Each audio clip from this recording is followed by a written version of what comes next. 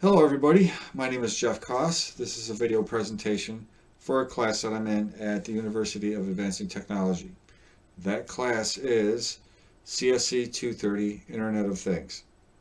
So, what I have to do for this assignment is I have to take the M5 Stick Plus and get we're going to use the accelerometer on it to get some values. We're going to see, where the acceleration is at by moving it around. And if it senses a 10 centimeter drop or more, then it's going to start blinking the onboard LED light. If it's less than that, it's not going to blink. So I was successful, and here's how I do it. We include the M5 Stick C plus header file. I use a define here because define doesn't really take up any memory. We define LED to pin 10. That's what that says right there. Then I have a set of floats, X, Y, and Z. It's going to get the acceleration of X, Y, and Z. Max X, Y, and Z are going to store the maximum values of X, Y, and Z. The maximum acceleration vector is going to give you just that, the maximum acceleration vector of X, Y, and Z, square root, basically. That's how we do it. So getting into it, I set the pin mode LED 1 to output. We start up the M5 by initiating it and starting begin. We initialize the IMU, and we set the rotation to 3 so that it's long ways basically.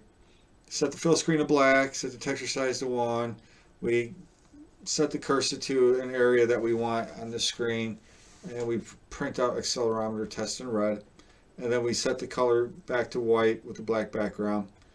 We print out X, Y, and Z and max X, Y, and Z here in the setup because we only need it once at these positions here. So the loop, kind of simple. I set the LED 1 to high right off the bat because on this stick it's reversed. High is going to turn things off, low is going to turn things on. So we turn off the LED, make sure it's off right away. And then I start the IMU, we get the access data, we get the X, Y, and Z acceleration data, I should say. It looks like it is stored in a pointer or a memory address, and this is how we access the memory addresses to those. Pretty cool.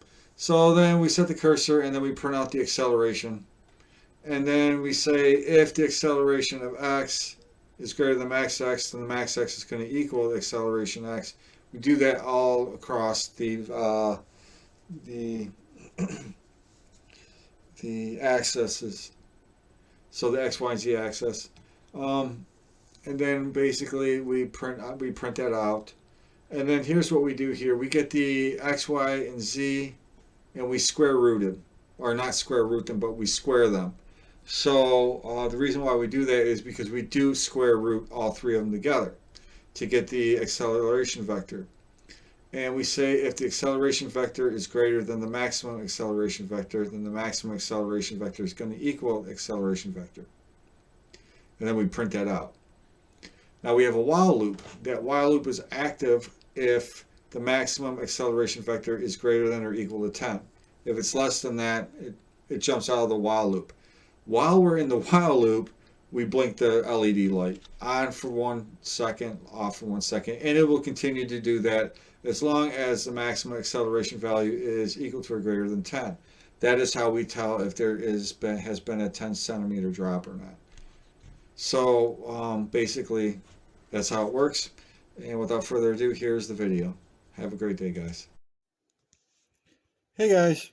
Okay, so here's the program in motion here. So as you can see, it's not doing anything right now, but if we move it around 10 centimeters or more, let's see if I can get it to work. Here you go. The light starts to flash off and on. So I don't know if you can see it, but it did. It dropped like 10 centimeters or more. And it's working, and it'll continue to do that. Well, okay, guys, that's it for me. Talk to you later. Bye-bye.